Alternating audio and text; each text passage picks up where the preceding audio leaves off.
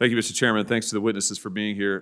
Dr. Quay, if I could just start with you. You said in your written testimony that the genome of COVID has some of the hallmarks of gain-of-function research, and in particular, 3 genomic regions you say have the signature of synthetic biology. One region has features of the 2 types of forbidden gain-of-function research that are associated with bioweapons development.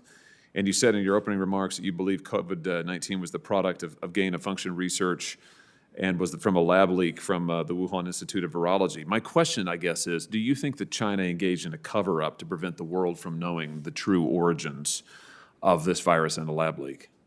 I think there's abundant evidence that they have not shared all the information they had at the time. They continue to not share information.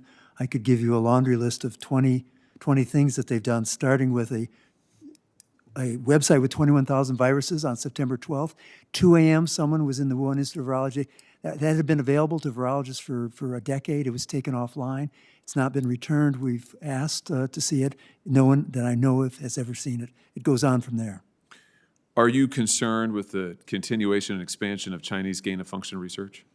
Well, I think I testified here that in December 2019, they were doing synthetic biology on a cloning vector of the Nipah virus, which is 60% lethal.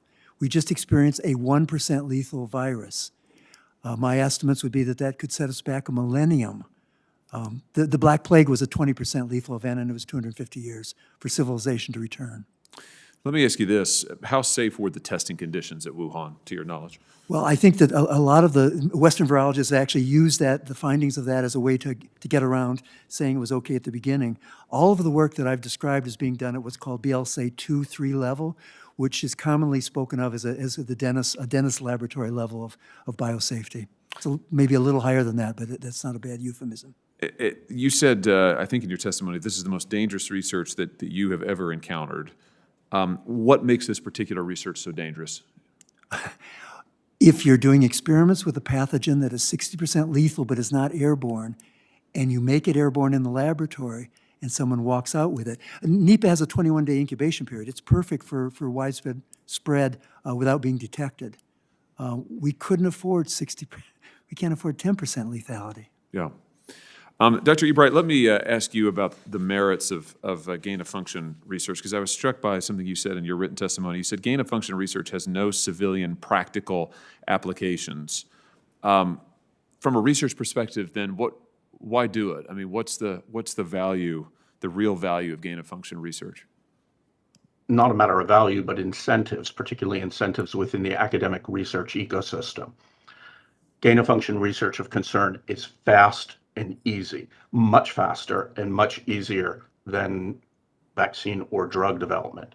And gain-of-function research is publishable, and gain-of-function research is fundable. With those 4 incentives in place, fast, easy, fundable, and publishable, the research will be performed. Eliminate any one of those incentives, and it will not be. So thinking about China for a second, what's China's interest in gain-of-function research? They have witnessed the United States leading the way with gain-of-function research. Most gain-of-function research of concern performed to date has been performed either in the U.S. with U.S. funding or overseas with U.S. funding. China has wished to be part of that and has participated in gain-of-function research of concern in China with U.S. funding, and has also supported gain-of-function research of concern in China entirely through Chinese programs. So let me ask you this: gain-of-function research and bioweapons. What's the connection there? I mean, what role does gain-of-function research play? As I mentioned, there are no civilian practical applications. There are immense bioweapons practical applications. As you've heard from Dr. Esvelt, the potential pandemic pathogens that can emerge from such studies are potential weapons of mass destruction, inexpensive, accessible, easily distributed weapons of mass destruction.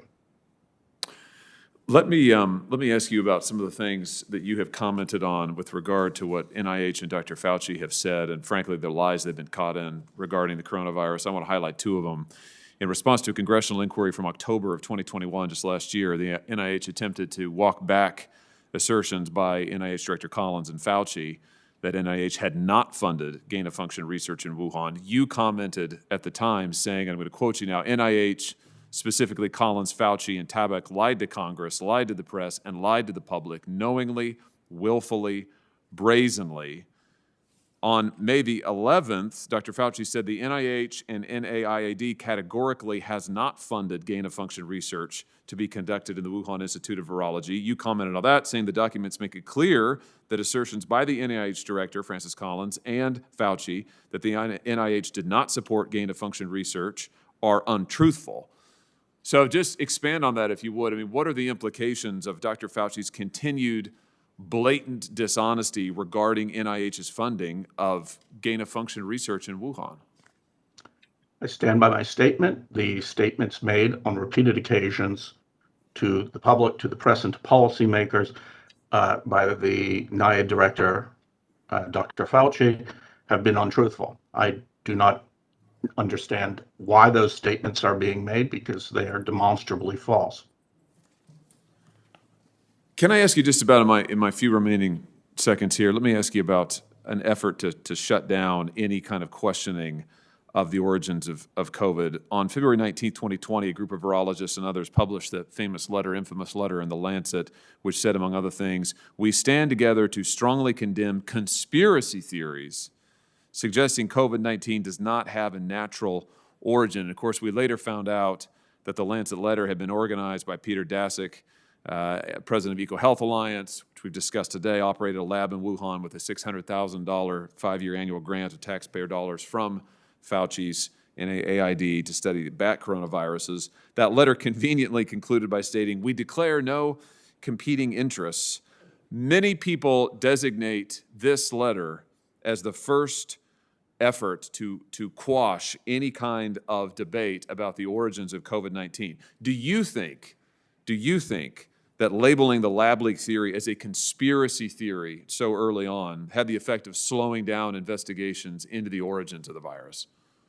It certainly had that effect, but the Lancet letter that you described was only one of two efforts to impose the false narrative that science shows SARS-CoV-2 entered humans through natural spillover, and that is the consensus view of scientists. One of the efforts was the Lancet letter you discussed. The other effort was coordinated and orchestrated through the National Institutes of Health, through the NIAID director, Dr. Fauci, and the NIH director, Dr. Collins, and resulted in the publication of an opinion article entitled "Proximal Origins of SARS-CoV-2," making the case, again, that SARS-CoV-2 could not have been a product of research-related spillover. Thank you very much. Thank you, Mr. Chairman.